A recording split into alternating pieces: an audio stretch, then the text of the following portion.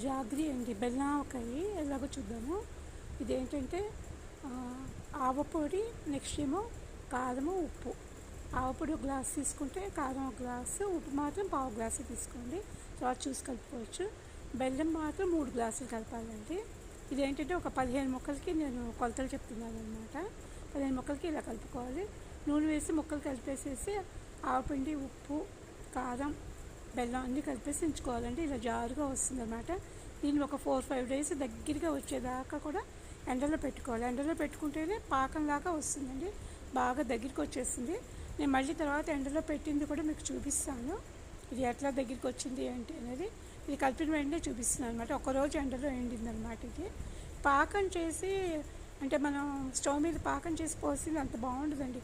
ఒక 2 days 3 days తినడానికి బాగుంటుంది తప్ప ఇది హోల్ ఇయర్ అంతా కూడా నిలవ ఉంటుంది. చాలా చాలా బాగుంటుంది. మనకి ఏంటంటే దోశల్లోని వాటిల్లోని నలుచుకు తినడానికి చాలా బాగుంటుంది అనమాట. బెల్లం ఒకసారి ట్రై చేసి చూడండి.